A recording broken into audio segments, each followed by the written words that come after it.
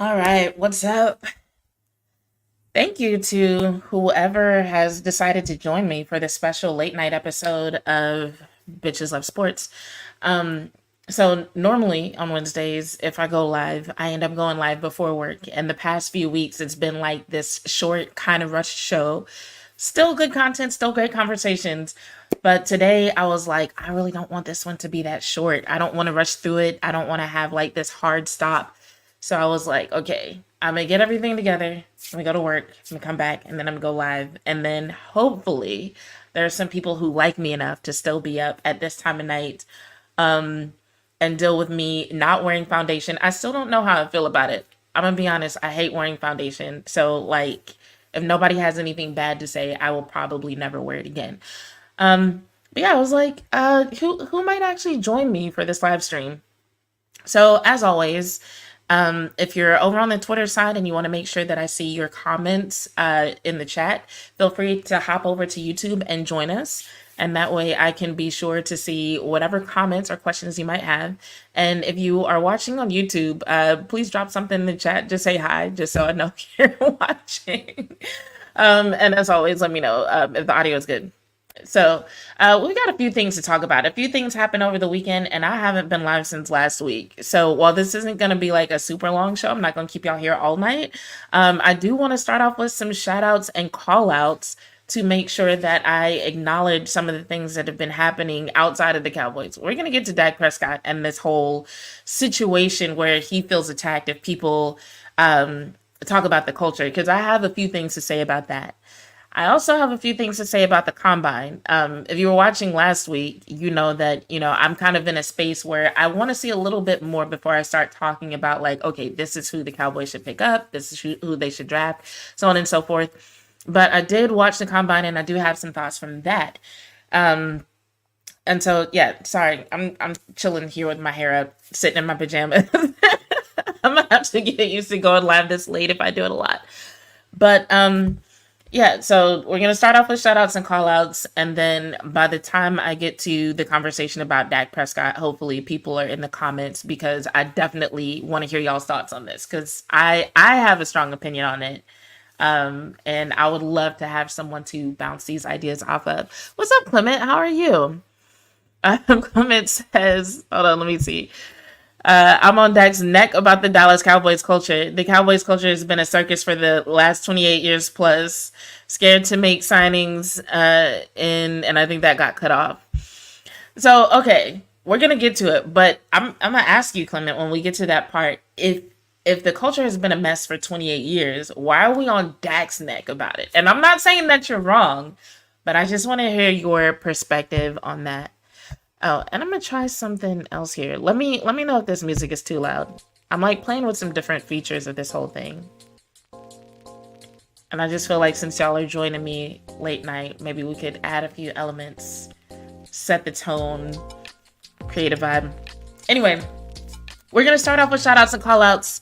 My first shout out goes to, I can't really tell which video clip it is. Hopefully this is the right one. So my first shout out goes to one Miss Caitlin Clark. So Caitlin Clark broke the record over the weekend for the all-time scoring record in NCAA basketball. So this is for men's or women's. So the record was previously held by Pete Maravich, and it was 3,667 points.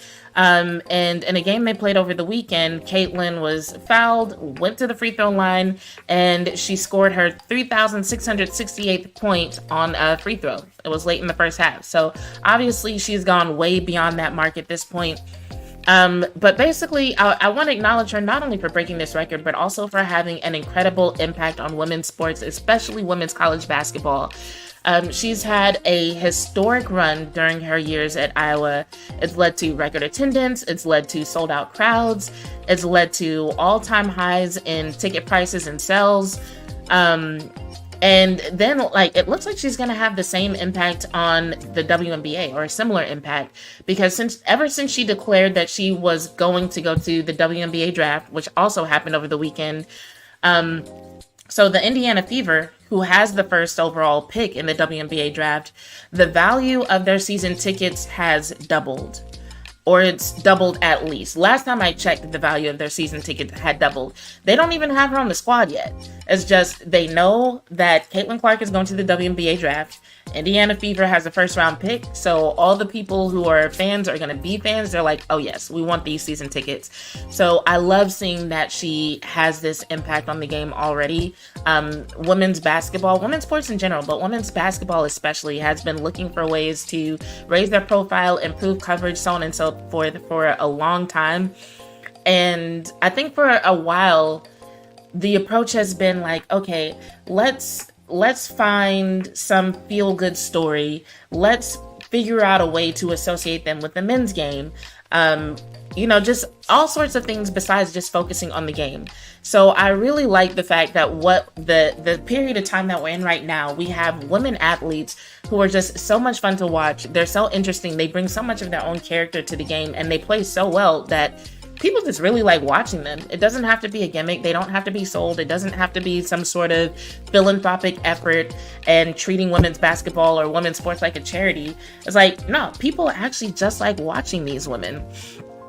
And speaking of these women, my next shout out actually goes to Angel Reese for being declared SEC Player of the Year. So what's interesting about this news coming out about both of them around the same time is that this time last year, or actually not even a year ago, because it happened during the NCAA tournament, during March Madness, when Caitlin Clark and Angel Reese were facing each other. But they were both embroiled in this controversy about trash talking women's basketball. For some reason, there was this huge conversation about whether or not competitive elite athletes should be trash talking if it was appropriate for women. And I feel like the entire sports community should be ashamed of that conversation, actually. But yeah, that was the thing around this time last year, because they were both talking trash to each other, and it was considered controversial. People questioned how it would impact the image of women's college basketball, so on and so forth. But since then, we've seen basically the tale of two players with these two. We've seen their paths diverge in a very interesting way. Caitlin Clark is talked about several times a week on the major networks, and Angel Reese, she doesn't get nearly as much attention as she used to. Now, granted, her year got off to a little bit of a rocky start. The first thing that I noticed was that people kind of figured out how to play her, right? I think the first televised game that I saw of LSU's women's basketball team, I couldn't tell you who they were playing, but I remember Angel Reese had a rough night. The team they were playing against basically were playing the women's college basketball version of Jordan rules against her. Like, she would get underneath the basket and it was like 3 people would descend upon her, and she had never been played on like that before. It seemed like she was having trouble adjusting. Her profile was higher with LSU winning the championship last year. People, they had a bullseye on their back. They really did. And I think she did not anticipate people being so aggressive with her. And it took her a little while to adjust. That, on top of the rumors about her having some academic trouble, I think did a few things to her image. And the reason why I'm pointing to her image is because one of the things that comes up a lot whenever Caitlin Clark is talked about is they're always talking about, like, oh, look at the little girls in the stands.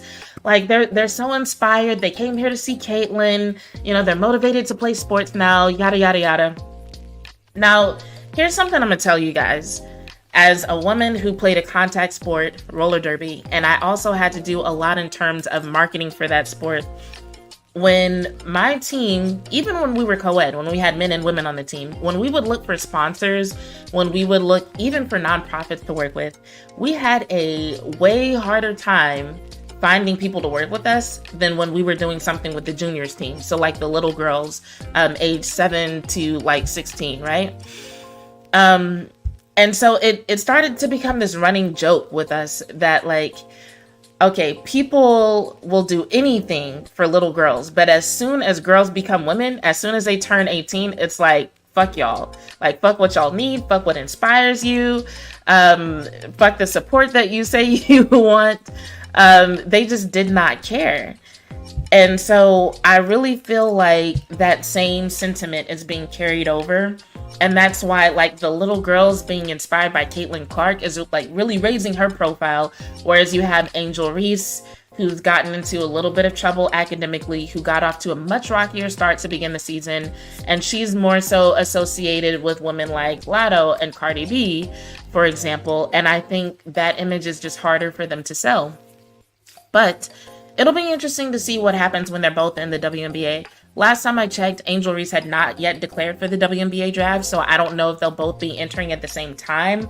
But I do know Angel Reese has like a multi-year deal with Reebok.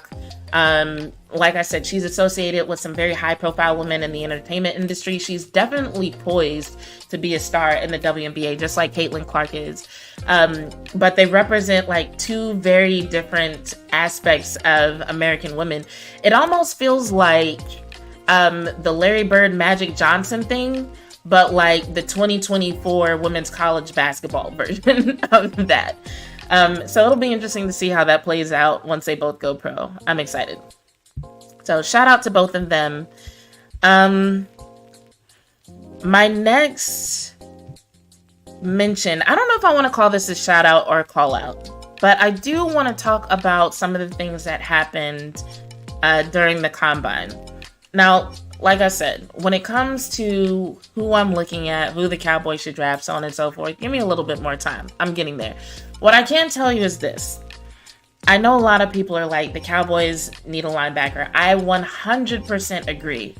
But I feel like when it comes to especially first round decisions, you have a good chance of finding a linebacker in free agency. You have a good chance of finding running backs in free agency.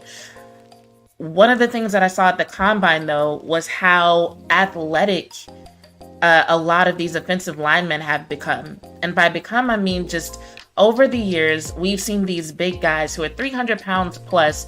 It used to be that their job was to be like, be a big dude, like be immovable. Like they weren't really agile. Like they weren't known for being fast. They weren't known for being athletic and moving very quickly, you know?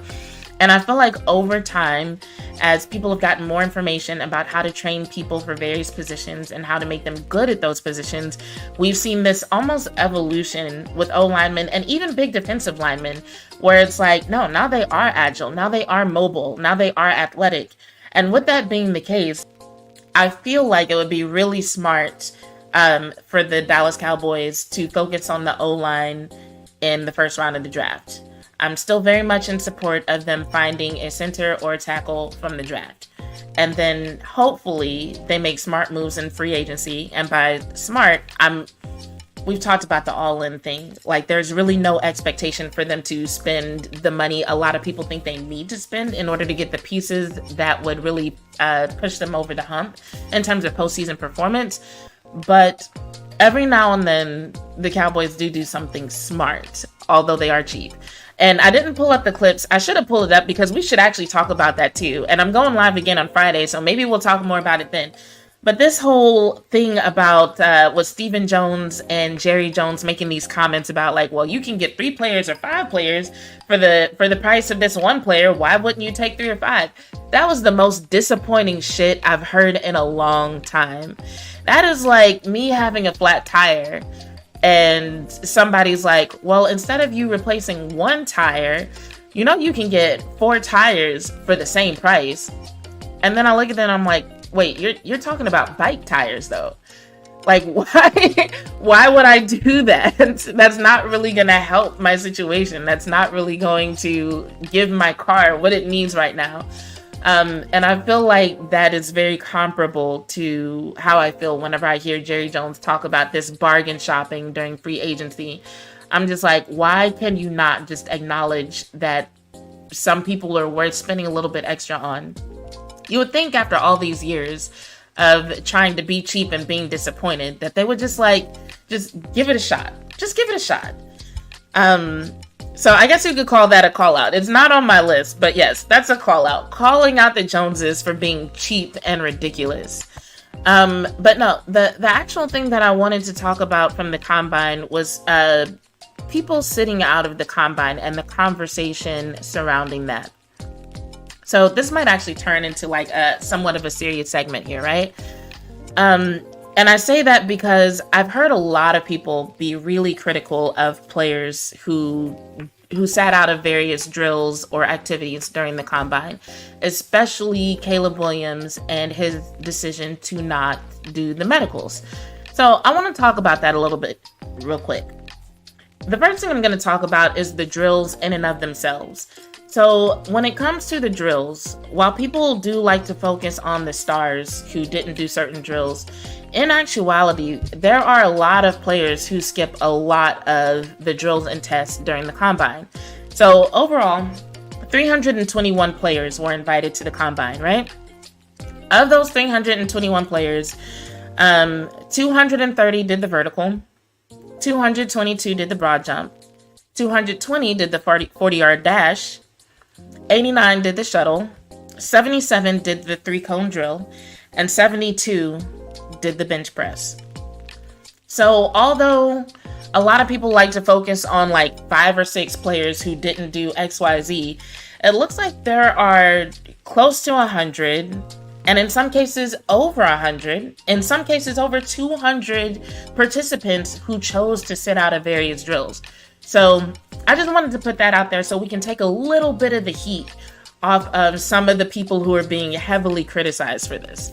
And before I continue, I do want to read some of y'all's comments. I do like reading y'all's comments. Okay. Kelvin is here. Clement is here. Al is here. Thank you guys for showing up and participating in the comments. I definitely appreciate y'all.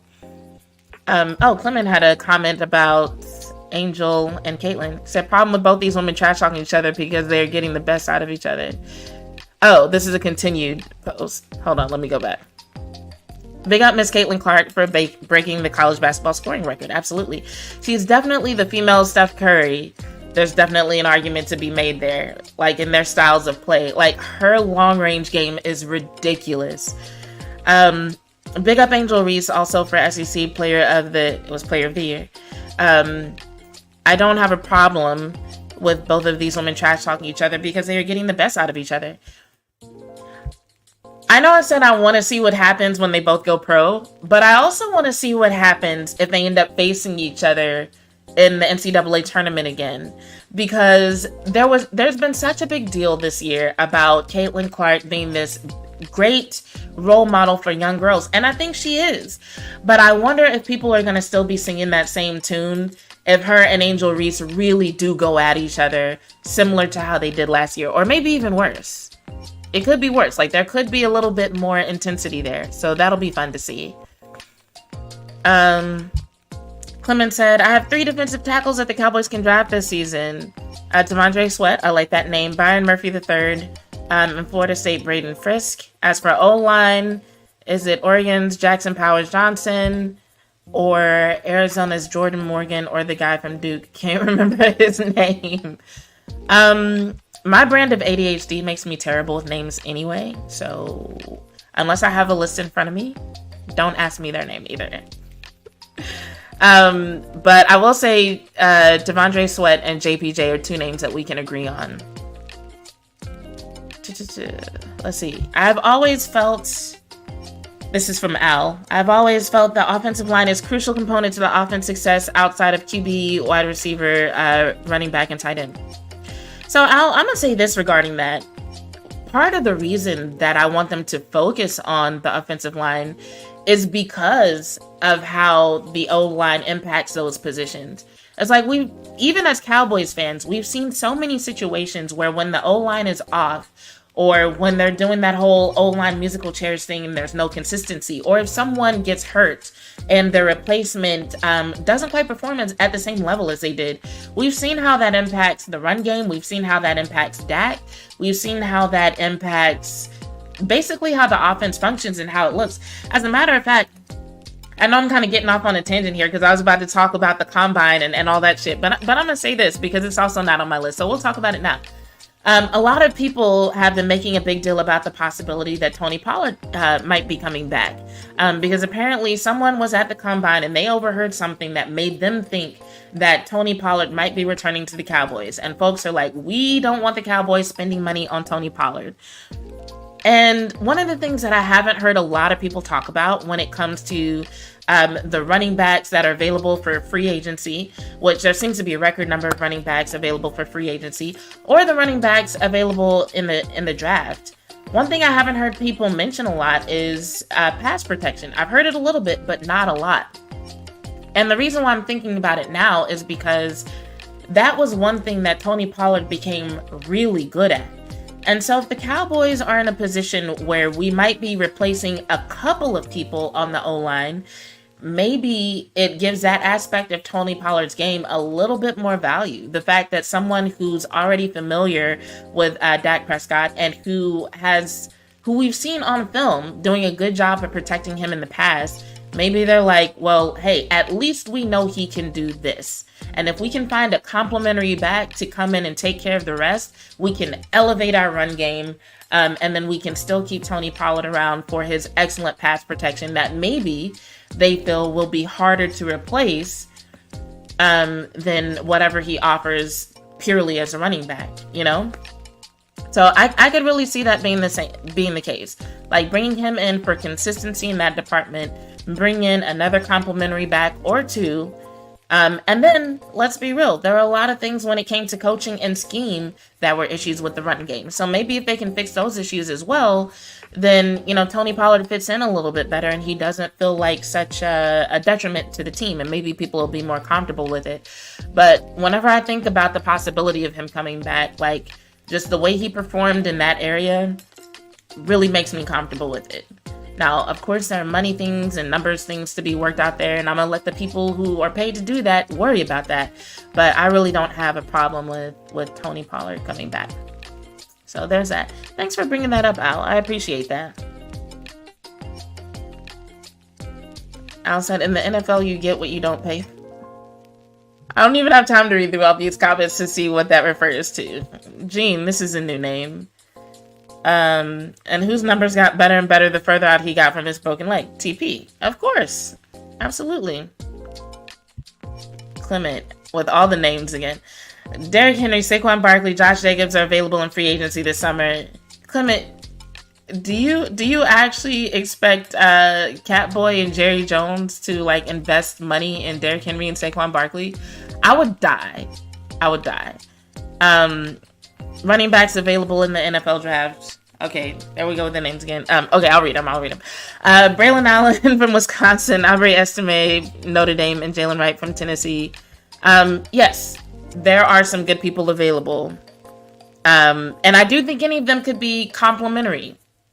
I'm just saying, I'm not saying don't get any of those people. I'm just saying I don't have a problem with bringing Tony Pollard back. And like I said, there are things to be worked out in terms of numbers and pay, and, you know, hopefully they'll figure that out. But the idea of him coming back does not bother me. Tony Pollard is willing to take less to come back to the Cowboys this upcoming season. He might be, just because of the way the market is.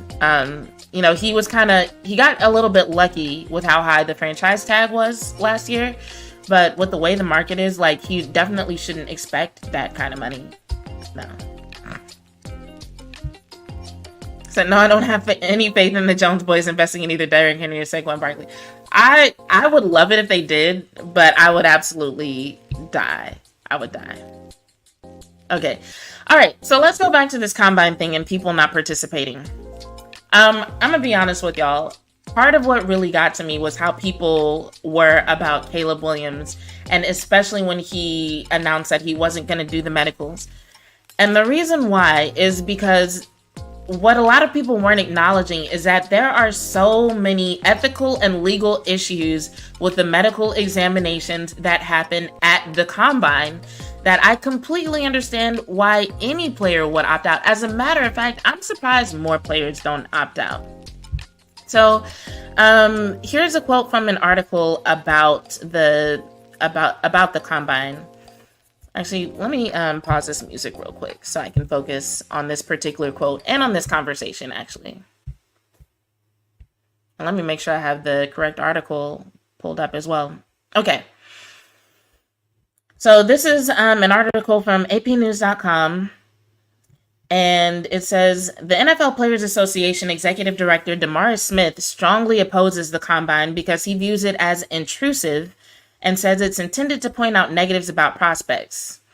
Quote, as soon as you show up, you have to waive all of your medical rights, and you not only have to sit there and endure embarrassing questions, and I think that's horrible, Smith said last month, and I don't want to poo-poo any of that, but would you want your son to spend hours inside of an MRI machine and then be evaluated by 32 separate team doctors who are, by the way, are only doing it for one reason? And what's the reason? To decrease your draft value. During interviews at the Combine, players have been asked to play putt-putt golf, darts, or rock, paper, scissors to measure their competitiveness. Over the years, there have been instances where players were questioned about their sexual preference or whether their mother worked as a prostitute. And I'm going to get more into that in a second. But here's the thing. So one of the interesting things about the Combine is that it's one of those traditions or events in the NFL that a lot of people don't seem to put a lot of thought into where it came from. So do y'all remember that episode I did where I talked about one of the presidents of the Cowboys from back in the day was talking to the president of the NFLPA at the time, and he said, you all are cattle, referring to players. He said, you all are cattle and we're the ranchers, and we can always get more cattle when they threaten to go on strike. So he's referring to players as cattle, and this was Tex Schramm. And at the time, during the 80s, he was president and general manager of the Dallas Cowboys. The NFL Combine was his idea. The guy who thinks players are cattle, yeah, he was the guy who wrote up the proposal for the NFL Combine. If that gives you a little bit of an idea of the mindset that went into creating this event, right? So before that, teams would do separate medical evaluations, and then there were like 3 different camps that they would use to evaluate players. And so one of the reasons that they created the Combine was basically to make things cheaper and easier for teams so that they didn't all have to do these separate evaluations and that they could just kind of share information. And also so that they could have this springtime conference and all kind of meet in one place. It wasn't for the benefit of the players, as with a lot of things. It was for the benefit of the owners. And as with a lot of things that started because of the Dallas Cowboys, it eventually became a money grab. This is why, if any of y'all actually watched it, there were so many superfluous segments. Because you might be thinking like, okay, a lot of these guys aren't going to the drills. They're not participating in the drills. We get that. They're showing up for interviews. But why are they still on TV?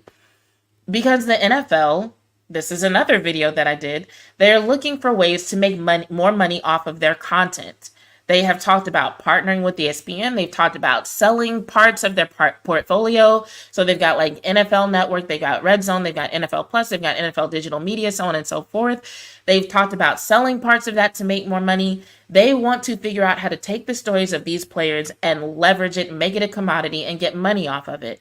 So a lot of the stuff that you saw at the Combine had less to do with evaluating these players and determining whether or not they're good draft prospects or where they should go in the draft. And it had a lot to do with trying to get people to connect with these players, look at them as stars, and just want more of the content. Because if you can prove that people are interested in the content, and they're interested in those people, that's whenever you can go to sponsors and potential endorsers and be like, okay, you want commercials, or do you want to be the presenter of the Combine next year instead of Noble? Like, can you outbid them? That's when you can go to those companies and say things like that, when you can prove there's interest, right? So that's what a lot of that was all about. But when it comes to the medical specifically, the quote about them waiving their medical rights is absolutely correct. As a matter of fact, I started looking into it and I found this article that was published in 2016 by the Hastings Center Report, and it's titled, "A Proposal to Address NFL Clubs Doctors' Conflicts of Interest and to Promote Player Trust." So back in 2016, they were already acknowledging that a lot of these doctors had a conflict of interest and that there was a certain level of distrust among the players. And since then, at least 19 different academics and professionals have quoted this particular article in their writings on the same topic. If that gives you any idea of how much concern there is among the medical community about what's happening with the NFL Combine. So you might be wondering, okay, what exactly is happening? What exactly are these players agreeing to that's so invasive? And how exactly is it coming to be that they're agreeing to these things? So one of the first things that you have to understand about players at the Combine is that They're not employees. They're also technically not searching for employment. Technically. Now, I know the way we look at it, it's like, okay, you're going to the draft. You want to get hired by a team. You're going to sign a contract and you'll be considered an employee of this team, yada, yada, yada. But there's a lot of technicalities that make them not actually employees. So I'm going to read y'all a little bit of this article from Sportico. It was written by Michael McKinn, and it's titled NFL Combine Hopefuls Audition in a High-Stakes Legal Purgatory. So what he says is, unlike employees whom federal and state laws protect from unlawful workplace questions, unsafe working conditions, and from discrimination and harassment, many American workers lack the employee designation and are largely on their own. And it says, this is a quote from, what is his first name? Well, last name Secunda. He's one of the people who represents players in federal litigation against the NFL and NFLPA. And he says, if you are essentially an independent contractor or not considered a worker at all, like these combine players, you have no workplace or employment protections at all. This has been a source of controversy during the combine, which features players performing physical and mental tasks for teams. 4 years ago, representatives from NFL teams asked LSU running back Darius Geis such bigoted questions as, do you like men? And I heard your mom sells herself. How do you feel about that? In preceding years, Ohio State cornerback Eli Apple was asked if he liked men. Colorado tight end Nick Casa heard a similar question about liking girls. And OSU wide receiver Dez Bryant needed to address whether his mom was a prostitute. In addition to outrageously offensive questions, players until recently were administered the Wonderlic test, which evaluates cognitive skills, but has led to ridicule of players. Critics also contend the test is biased against certain groups. So questions like that about their sexual orientation, about whether or not their mom may or may not be a prostitute or sell themselves, questions like that, if they were in a situation where the NFL was considered a potential employer and they were applying for employment in a traditional sense, these are questions that could get them sued and in a lot of legal trouble. But because of this interesting situation that they're in, and because of the waivers that the players sign when they agreed to go into the combine, a lot of the rights that they have to push back against questions like that or come back with litigation in response, a lot of that ends up going out of the window because they've signed all these waivers. So, going back to the medical side of it, now that we've discussed that, let's talk a little bit about the waivers they do sign. So, Harvard Law actually wrote a piece on this, and obviously I'm not going to read the whole thing. It's very, very long, but I'm going to read from the section called Medical Waivers at the Combine. And it says, as explored in depth in a recent installment of this blog symposium, prospective players are particularly vulnerable because they are not yet members of the NFLPA and thus cannot reap the benefits of the collective bargaining agreements it negotiates. The inferior bargaining position of aspiring players is particularly apparent considering the medical waivers they sign to even participate in the combine. One waiver authorizes a mind-bogglingly long list of parties, including, listen to this, y'all. This is, when they sign the waivers, this is who they're giving the rights to, for all these people to see their medical records and whatever comes up at the combine. Healthcare providers, physicians, mental health professionals, hospitals, schools, student health services, and former trainers and teams, even at the amateur level, to release and to discuss the players' medical records with an equally long list of potential recipients, including National Football Scouting, the NFL and all its clubs, their representatives, agents, medical staff, team physicians, and trainers, in addition to third-party physicians. So basically, they go into the combine, and if they agree to the medicals, they are signing for people who they don't even know who it might be to have the right to look at all their records and dig into their history.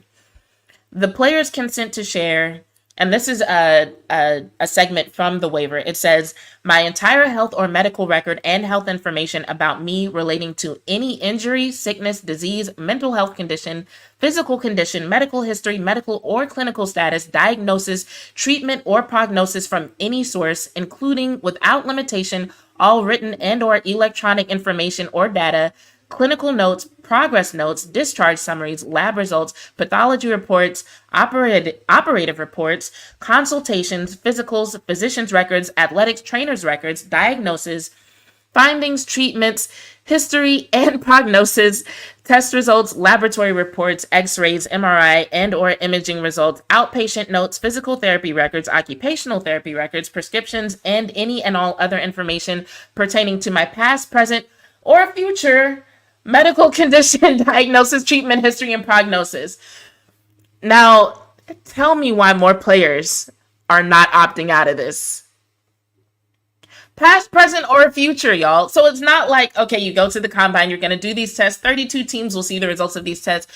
No, they can years from now be like, you signed this thing, and now we can go and look at the records from a conversation you had with your psychiatrist.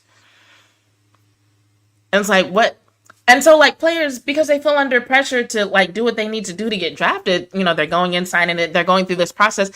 They are signing so much of their rights away. It's fucking ridiculous. The fact that the NFL has gotten away with this for so long is mind-blowing to me. It's like I keep saying, anything that happens within the NFL that, like, improves conditions for players, or in this case, potential players, it never changes on its own. It's always the result of someone being sued, or someone suing the NFL, I should say, and then the NFL being like, yeah, we probably shouldn't do that anymore. We'll stop. So, Harvard Law continues, it is hard to imagine a more comprehensive medical waiver. Now, this is one of the best law schools in the world that says we can't even imagine a waiver that would cover more shit than this. This is crazy. A second and similarly exhaustive medical waiver. So that was only one. There's a second one that they signed. A second and similarly exhaustive medical waiver signed by combine participants gives National Football Scouting, the NFL, its clubs, and their affiliates permission to release and to disclose medical records, including protected health information, and authorizes even more parties to receive and use that health data, including the NFLPA and a number of third parties. So, yeah, it's wild out here. So when people are like, Caleb Williams went to the combine and didn't do anything. He didn't even do the medicals. None of them should be doing these fucking medicals. I don't blame him one bit. And although when they asked him about it, what he said was he just wanted the teams who showed up to his pro day, which is happening later this month. He said he wanted the teams who showed up to his pro day to have access and they could do their own medicals. That's reasonable. But I think it's a little bit deeper than that. And I'm going to read y'all an excerpt. I can talk, y'all, I promise. I'm going to read y'all an excerpt of an article that came out, I think, a couple of years ago about Caleb Williams. This is completely unrelated. But this article told me something about Caleb. So I'm going to read y'all this excerpt, and I'm going to see if y'all pick up on what I also picked up on. So in this article, they were interviewing people who knew Caleb.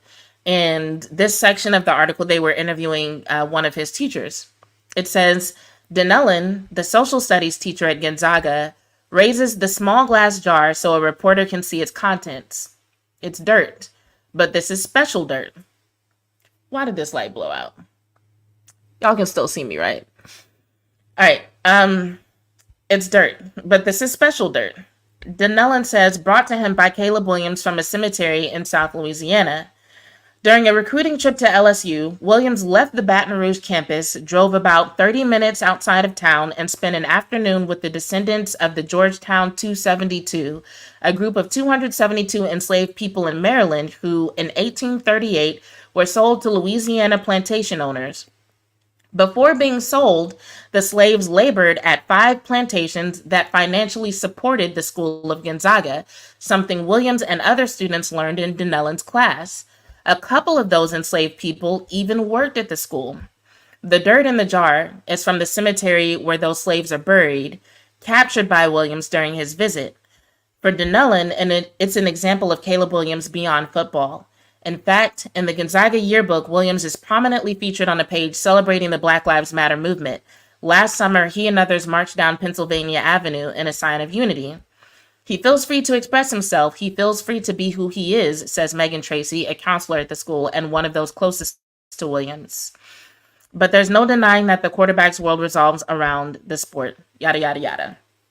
So essentially, Caleb Williams was going to Gonzaga. He learned that this particular group of slaves helped build the school and were sold to Louisiana plantation owners.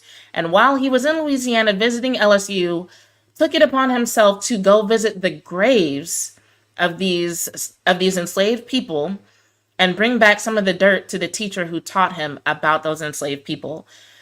What that tells me is that he has a very comprehensive understanding of his place in history, of his relationship to people whose rights have been violated in various ways, and that it's not something he takes lightly or something that he forgets. So while on its surface, it looks like maybe he didn't want to be inconvenienced by the medicals at the combine, or maybe he just didn't like the idea of answering so many questions for so many teams, I really do believe that Caleb Williams has an understanding of the rights that were being violated by the waivers that he would have had to sign by participating in the medicals. And I think he was morally and ethically and legally opposed to it. A lot of people talk about what they expect Caleb Williams to be in terms of how they expect him to be this generational talent. But Caleb Williams is also a very smart young man. And I think what we're seeing is someone who's going to be very impactful in the NFL, both on the field and off the field. I think we're seeing a future Walter Payton Man of the Year. And years down the line, we might even be seeing somebody who's going to be very active and making some much needed improvements with how the NFLPA functions and performs its work. But right now, we'll just wait and see what he does as a quarterback, likely with the Chicago Bears, which I'm not a fan of, but that's a whole different conversation. So yeah, what I'm expecting, and this is something else to think about when it comes to Caleb Williams and some of these other players. I'm gonna see if I can get this light back on. Nope, it's done. It's like I'm done. I mean, I'm like, can I bring this one closer, make it brighter? Whatever. But this is something else I want us to think about when it comes to Caleb Williams and some of these other players. Caleb Williams' first season playing college football was in 2021. That summer is when the NIL allowances came into law.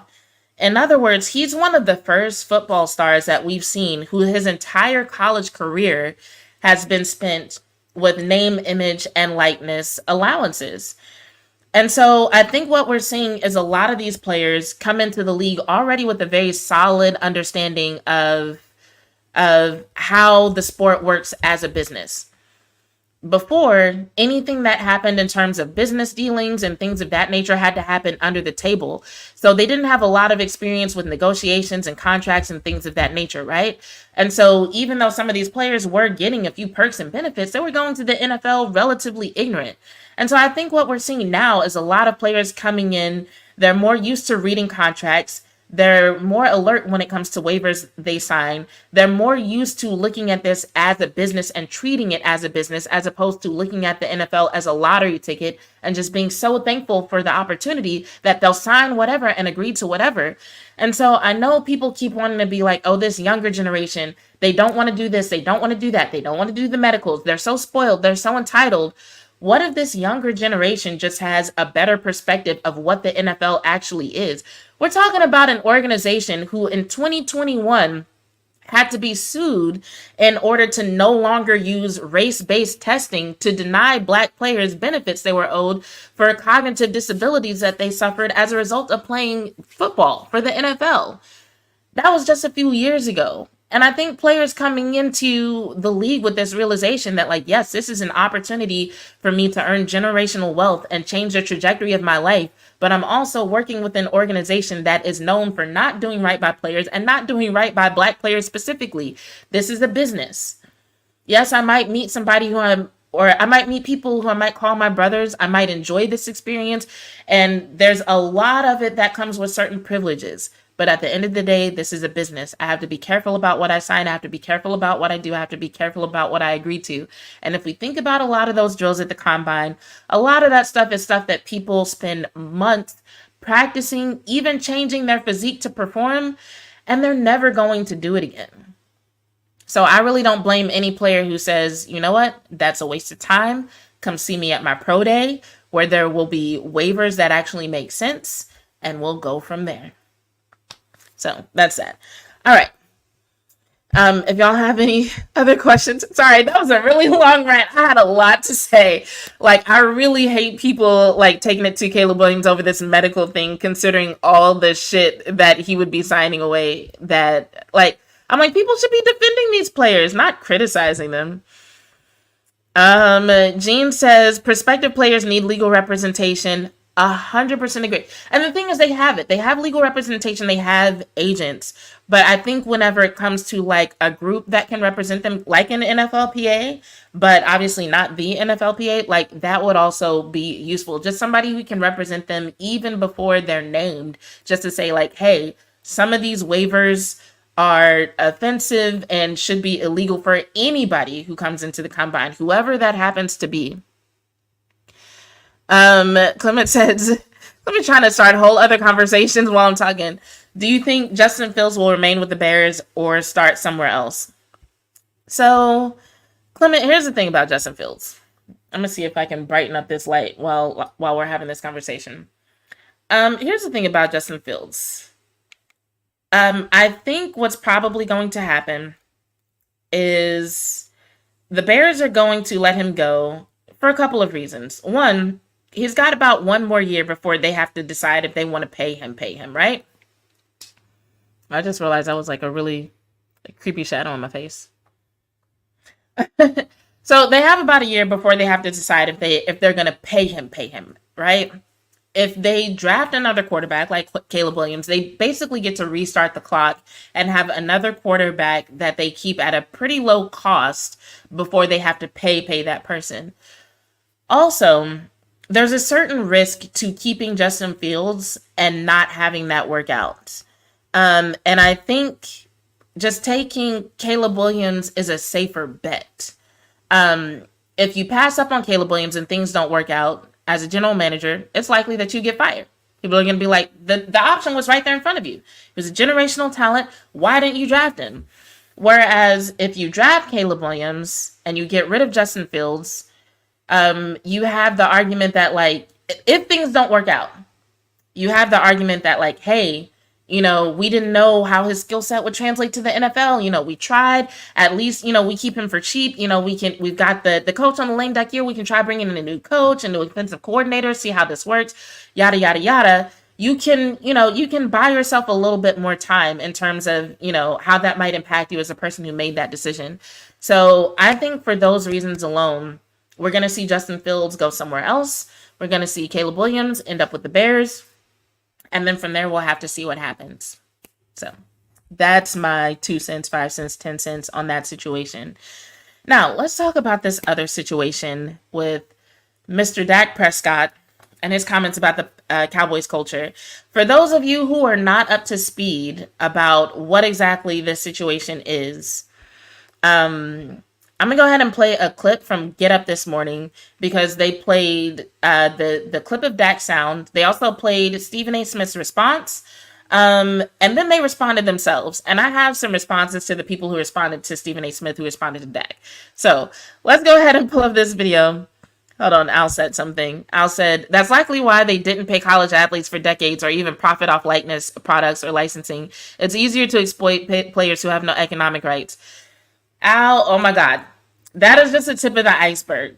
I can't get into it now because we will be here all night with me talking about the real reason why they created this student athlete myth. Yes, it's a myth. Student athletes, the concept of student athletes was created by the NCAA so that they could like basically shirk financial responsibility for certain injuries and players' comp and things like.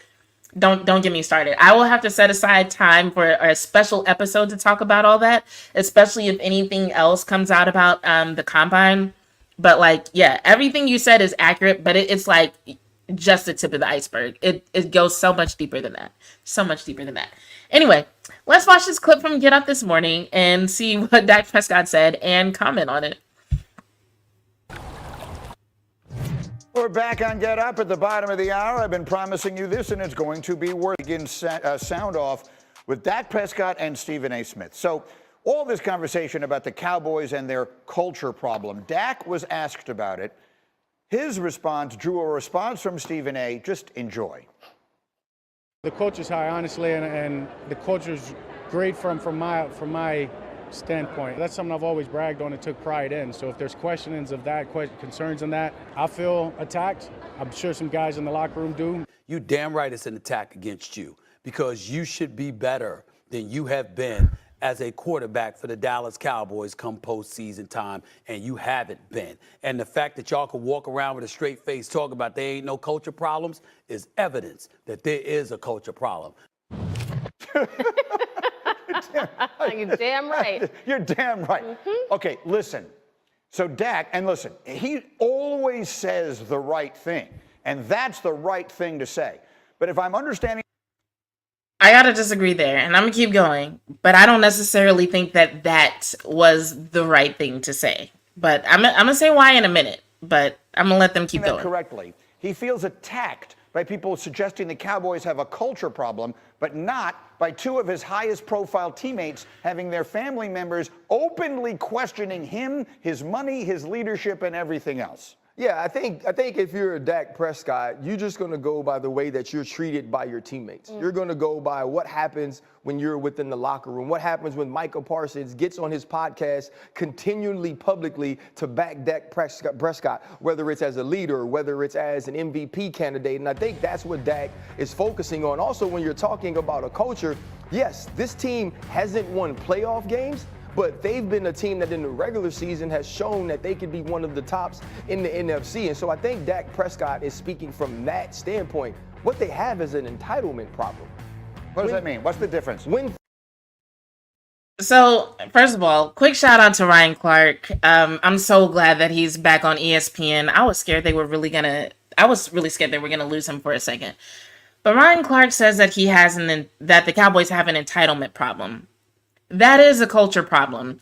Now, I should have done this in advance, but I'm going to look up the definition of the word culture, just so we can make sure that we're all on the same page. So, culture, as defined by Google, I'm trying to find the definition that actually aligns with what we're talking about.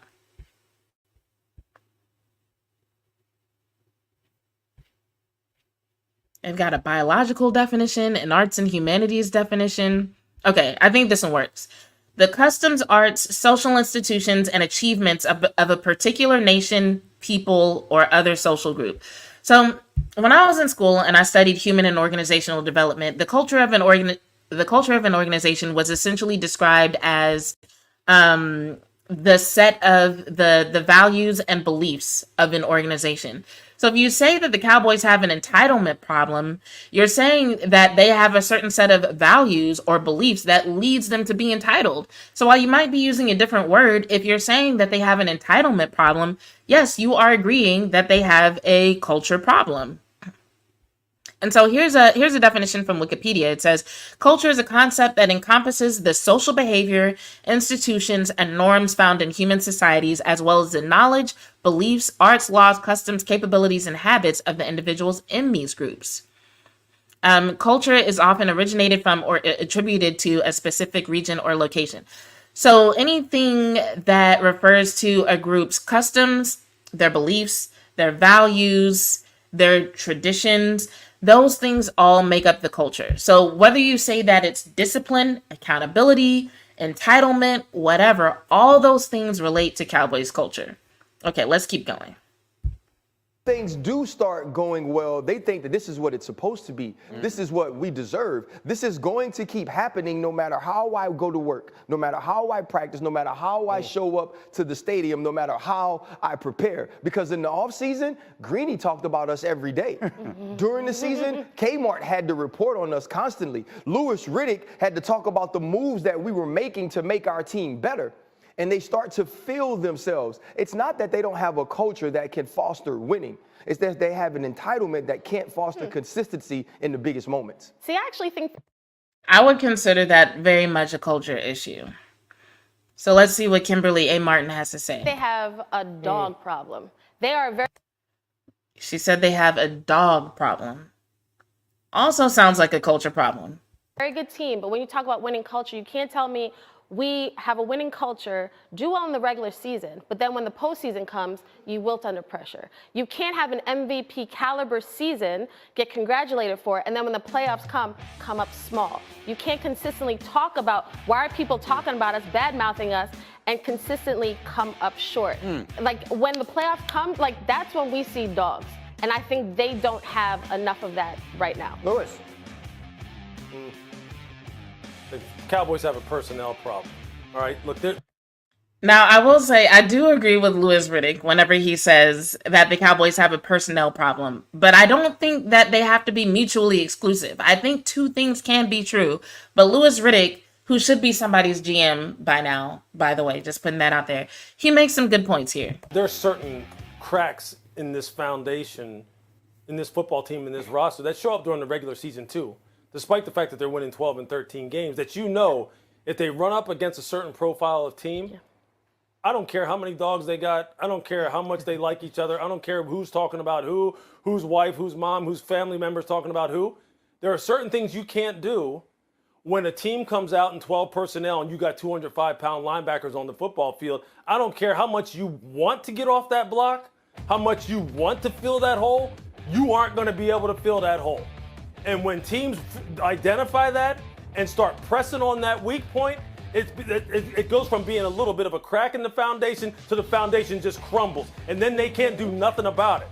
So to me, look, culture ain't stopping the team on third and short. Culture is not stopping the wide zone or the inside zone. What is... He said culture ain't stopping the team on third and short. I love it. Stopping that are linebackers who are bigger, defensive tackles who can get off blocks. Because we've all been on teams, we've all been a part of teams where it hasn't been always perfect. There's somebody over in the corner talking about somebody else, somebody's family member who doesn't like somebody else. You don't get along with the coach. They have a personnel problem. And they better fix it. Otherwise, they're going to keep getting knocked out of the playoffs. All right, I love it. All right, let me hear. So, while I don't 100% agree, I do think that Louis Riddick made a really good argument. And he made a good argument in the sense that if what you're looking for is a solution for how the Cowboys have performed in the postseason, then yeah, you might want to look past the culture. Like maybe they do have a culture problem, but is that really the reason they're not performing?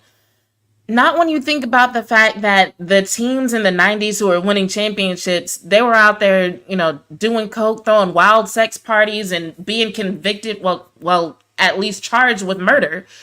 I think those are pretty big cultural issues, but it didn't stop them from winning.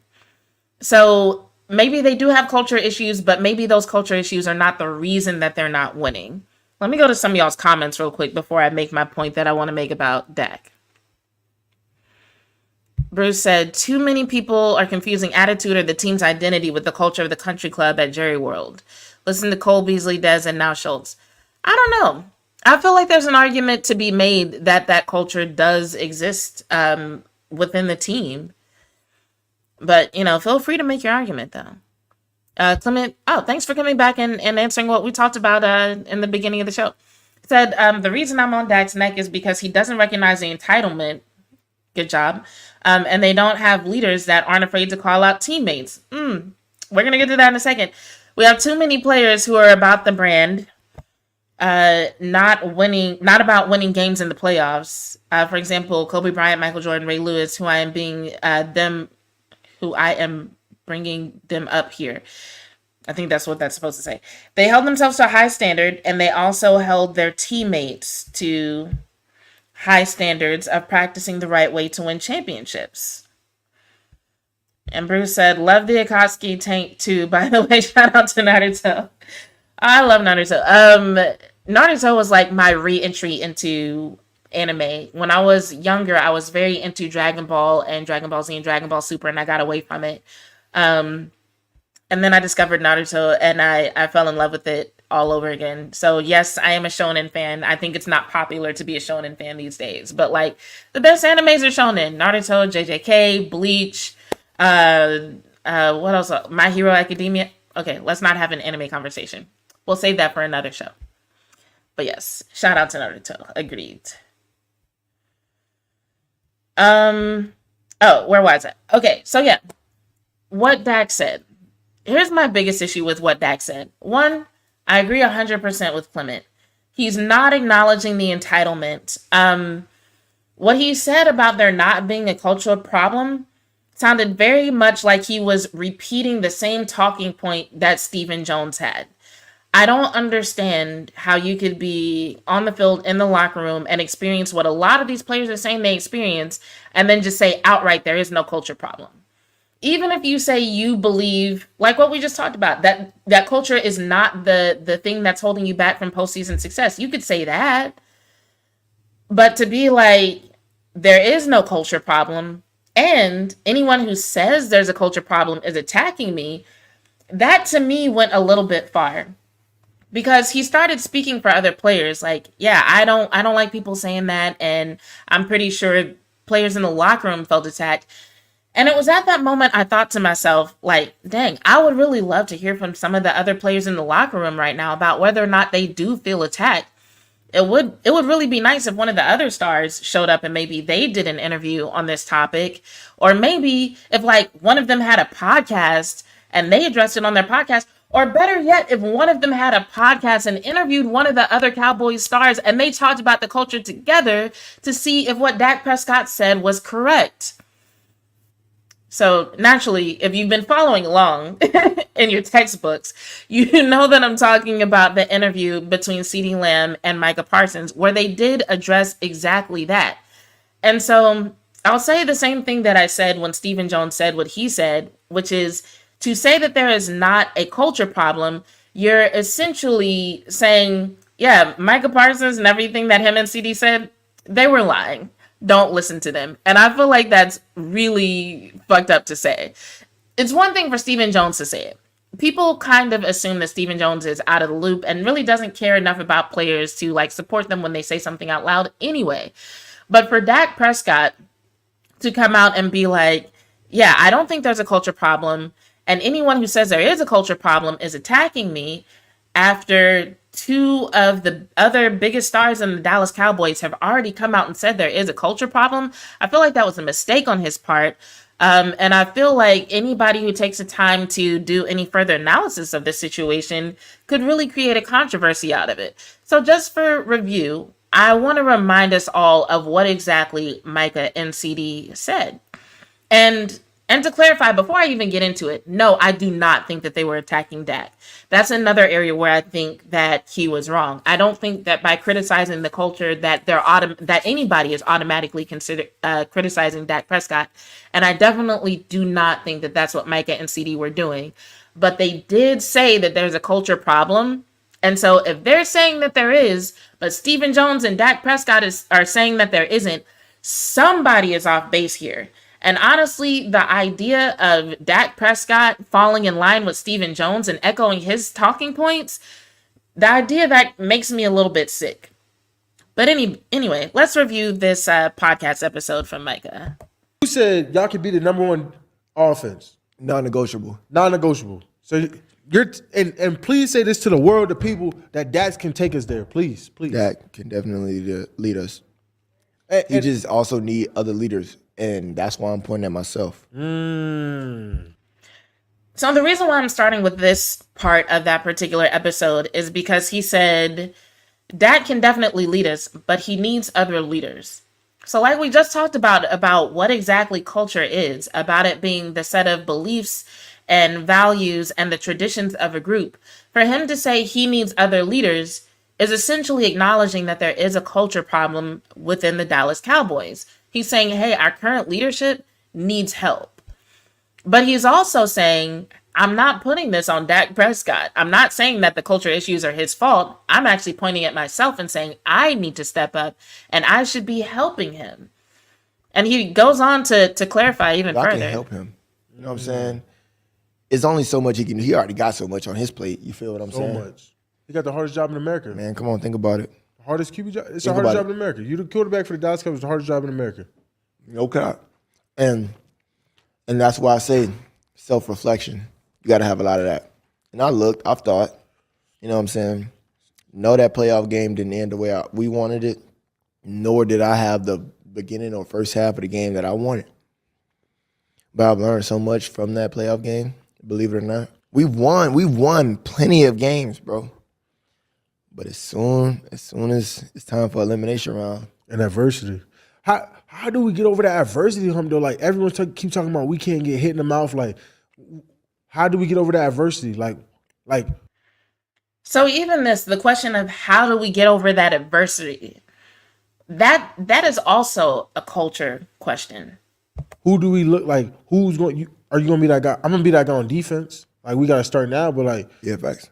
how do you rally your QB, your running back, your line to say, yo, we need to get points. Like, we need to be aggressive. Like, we need to own our responsibility. And then the penalties, bro. They've been killing us. Like, Yes. First of all, we can't even move nowhere. We can't even go nowhere. We can't even further this conversation without the penalties. Because, think about it, all our penalties have come on crucial times. Like, we've gained, TP is breaking 25, is coming back.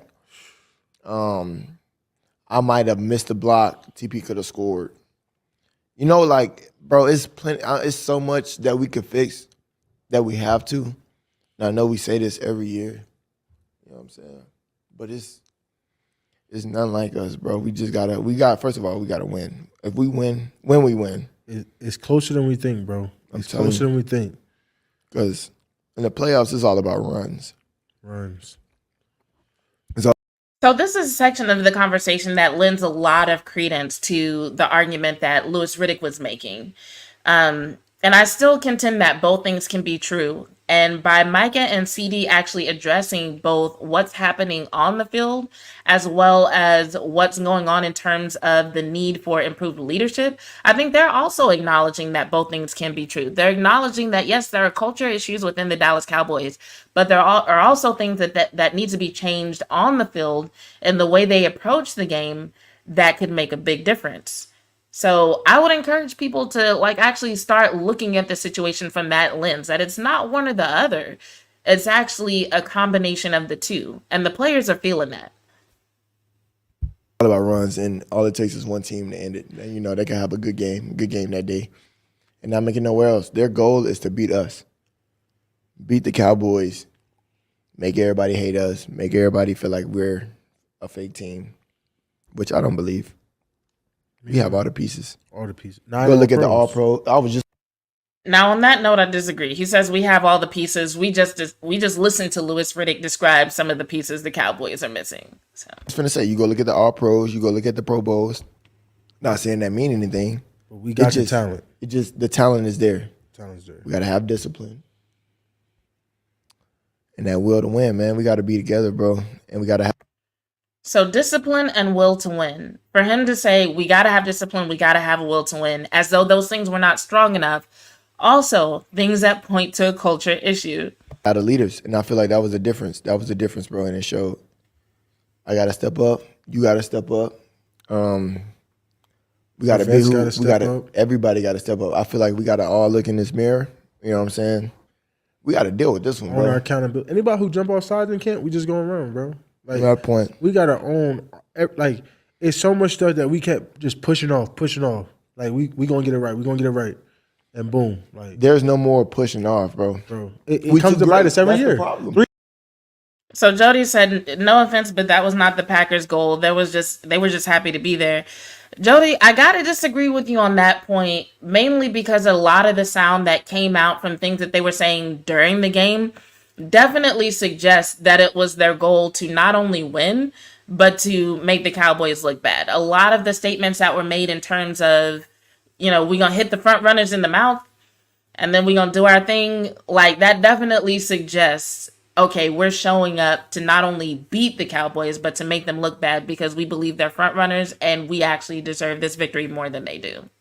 So I think that has a lot to do with why he said that. Also, the fact that, His interview with Jordan Love revealed a lot of the mindset and a lot of the strategy that the Packers took going into that game.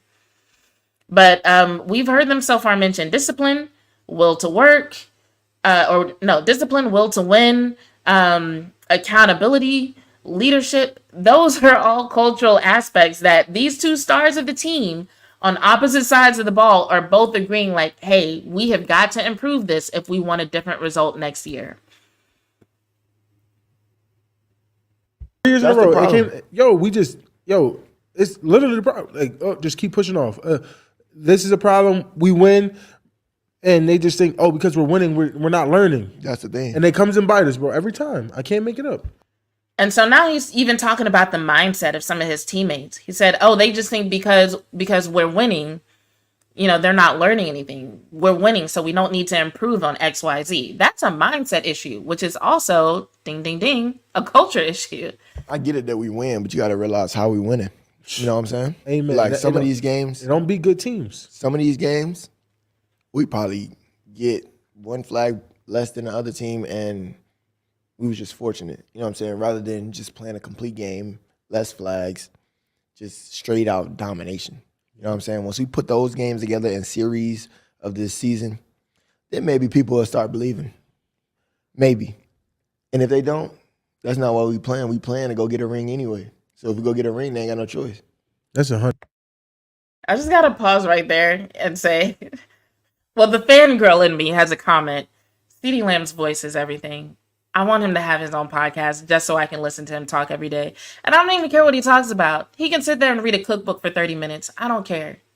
I love it. Moving on. Before we go, is there anything you want to ask me? I know I put you on the hot seat all day. Yeah, it's burning up over there for sure. But nah, bro. What do you feel as if, not even that the people want to hear, what do you feel that we need to do as a team, as a unit, and us as the upcoming leaders? Granted, we are the leaders, but understanding this role that we in, that you feel like we got to do to go, you say we got to get over this hump. So basically this entire episode, the two of them have been talking about how they want to step up in terms of leading the team, impacting the culture, and basically helping the team see more success through their actions on the field and off the field. And so now CeeDee is asking Micah for not a canned answer, but your honest answer about how we're going to go about doing this. This is a conversation that we rarely get to see between two stars of a team. Yeah, for me, we need to establish our culture. We need to identify our captains early in the season.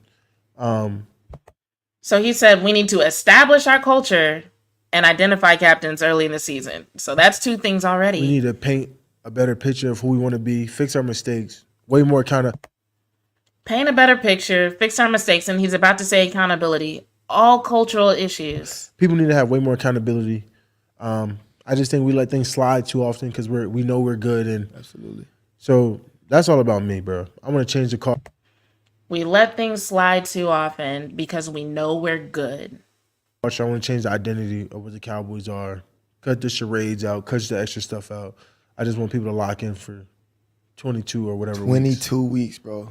22 weeks. I know it's long. I would say. But it's so fun when you're winning. I'm telling you that now. 7 months can change your life. 7 months. So there we have two stars of the team saying we need to change the culture. We need to change the identity. We need to cut out the charades. We need to get people to lock in. We need to generate a will to win. We need more accountability. How do you listen to two stars of the team say all of that and then have the nerve to come out and say, no, we don't have any culture issues? Even the fact that you have so many prominent members of the team disagree so strongly about something that's so important, that in and of itself is a culture issue. Because somehow y'all are not even seeing the same thing and y'all are part of the same organization. But when it comes to Dak Prescott specifically, the thing that bothers me is that he ends up on the Stephen Jones side of this. That he didn't make any statement that seemed to support what Micah Parsons and CeeDee Lamb have already put out there as their observation of the issues with the team. To me, that is a big problem, and it has the potential to become an even bigger problem. And so while they weren't attacking Dak Prescott, he kind of put himself in a position to be attacked, because what CeeDee Lamb and Micah Parsons are saying kind of align with what a lot of people are already observing about the Dallas Cowboys and what they already think.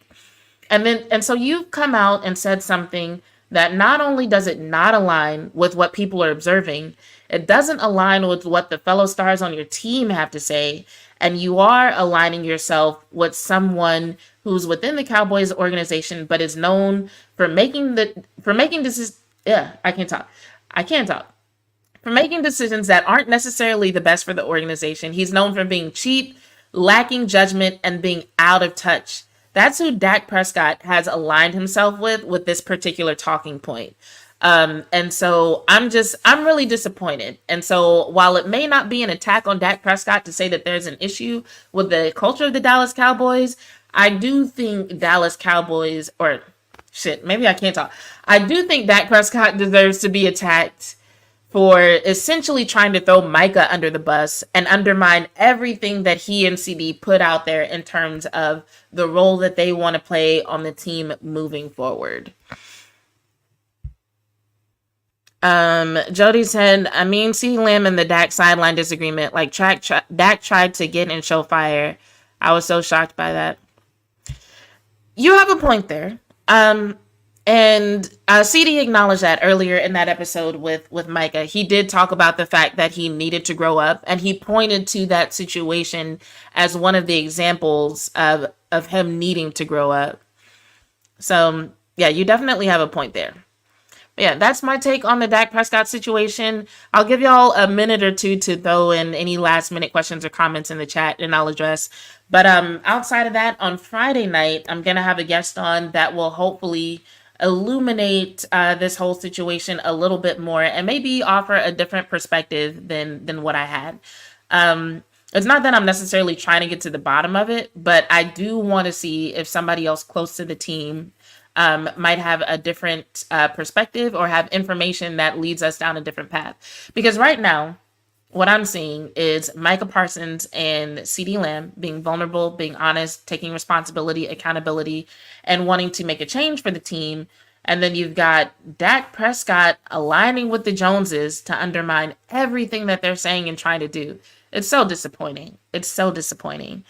What else are we going to talk about? Oh, we'll talk about a little bit more about some of the specific things that I saw during the combine. So we'll address that. I probably honestly won't start talking about anticipated draft picks from my perspective until we start making some free agency decisions. Because while we can count on the Joneses to be cheap and to make what a lot of people consider to be ridiculous decisions, they're not very predictable. So I think the decisions they make during free agency will help a lot of us kind of hone in on, okay, here's what would at least be the best options during the draft. Even in the draft, especially last year, they were still unpredictable. So I think that's why I don't put a lot of stock or effort into my predictions, because I'm just like, who knows what the fuck they're going to do. Foman said, what did you expect Dak to say? He never rocks the boat in public. It's never been his style, and I think you know that. But see, that's my thing, though. To me, this is rocking the boat because you are separating yourself from fellow stars. I think it would have been acceptable for him to say, hey, I know people have said certain things about the culture, and I do trust us to address those things, but I feel like it's not our culture that's holding us back. I feel like we have a good enough culture to win and to have a better performance in the postseason. We just need to hone in on a few things regarding, personnel, maybe coaching, maybe scheme, and handle our business from that aspect. But I do think that leadership is solid. I do think we have solid coaches. I do think we have a solid staff in place, and that there are other things that are more impactful than culture. He could have said that and been fine. Not disagreeing with Micah, just saying, hey, that's not my focus right now. But for him to be like, there's no cultural issues, and as a matter of fact, if you say there are, you're attacking me. Like, no, he's basically positioning himself as opposition to Micah Parsons. It's not a good look, in my opinion. It's not a good look. All in, don't expect it in free agency this season. Look, I told y'all what my definition of all in is, and they're not going to do it. So, well, anyway, thank y'all for dealing with me and my messy hair and my no foundation and me in my Akatsuki pajamas and for joining me so late tonight. What time is it anyway? Okay, it's 11:20. So I didn't hold y'all here till midnight, which is cool. But yeah, if y'all have anything else that y'all want to talk about on Friday's episode, feel free to leave a comment on this video. Feel free to reply to any of my tweets, mention me, DM me, whatever. Actually, I think somebody said my DMs aren't open, so I don't know. So yeah, reply to this video and reply to any of my tweets. Jody said, wait, you are done? Yes, I've been on here for almost an hour and a half. Hold on.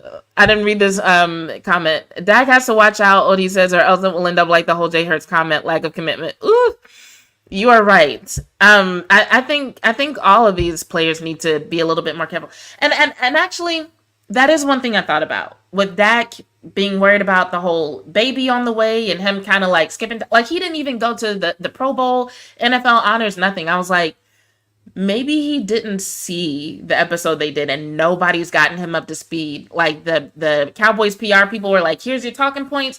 Everybody's saying there's culture issues. Don't let them, criticize your leadership that way. This is what you're going to say. And maybe he doesn't even know that he's undermining his teammates by saying that. I don't know. It'll be interesting to see what unfolds. Bruce says you should do an anime podcast. You know what's funny, Bruce? I actually, I go to cons sometimes and I do panels, but I'm not going to get into that right now. We've been here almost an hour and a half tonight. Now that I've seen so I always thought if I did a stream this late, like nobody would show up, but a lot of y'all have really shown up. So I might really do this more often. We might have more 9 o'clock and 10 o'clock streams. On a Friday, because of the availability of my guest, it is set to start at 8 o'clock. So 8 o'clock p.m. Central is when that show is supposed to start. And I might go on a little bit earlier just so I can do like my shout outs and call outs before they come on. And then just have a really good conversation with them. And I know y'all might be wondering who it is. But I'm gonna announce it on Twitter because I want to make sure everything's ironed out before I be like, okay, this is who I'm bringing on. But it's going to be a fun conversation. It'll be similar to this, only we'll probably address personnel and things like that. And coaches, because we've had some new coaching hires that we really need to talk about. So we'll probably address all that stuff a little bit more in depth because this person is really good at those types of conversations. Y'all really want to keep this conversation going. Y'all keep making these good comments. Jody said, these players doing podcasts in season can cause a lot of drama too. It can. You know what? I'm going to put a pin on that. We're going to talk about that on Friday because I don't see a problem with the podcast thing. I think, yes, it can cause drama, but I feel like it also gives them an opportunity to provide clarity. And I feel like with this episode with Micah and CeeDee, to me, it provided more clarity than drama. I feel like the drama has come from people disagreeing with them and trying to make it seem like what they said essentially wasn't true. Al said, oh, you go to cons. My first ever con was a few years ago doing a panel on the sci-fi show Eureka. Nice. I do a panel. Well, I do several panels. One of my favorite ones, and one that a lot of people seem to like, is one called Main Character Mindset. And basically, I break down some of my favorite... I cannot talk tonight. That's one thing I'm going to have to work on. I'm tired. I'm going to definitely have like a latte or something before I go live Friday. But I break down my favorite shonen characters and I kind of talk about how their philosophies towards life can be applied to our own lives to help us like level up in life, overcome obstacles, be the best version of ourselves, keep our inner demons in check. Shout out to Ichigo, so on and so forth. So it's a really good panel that people tend to like called Main Character Mindset. So if you're ever in Texas at any of the cons I go to, check me out. Okay, so on that note, it's been almost 90 minutes. I need to do some other stuff before I go to bed and get up really early. Thank you all for tuning in. Thank you for watching. Thanks for the comments. If you left comments on Twitter and I didn't see them, thank you for watching. I will reply later. But in the meantime, we'll be back on Friday. So no show tomorrow. We'll be back on Friday. And yeah, thanks. I'm really feeling the love, you guys. This has been another special edition of Bitches Love Sports. I'm Jazz Monet, and I'm out.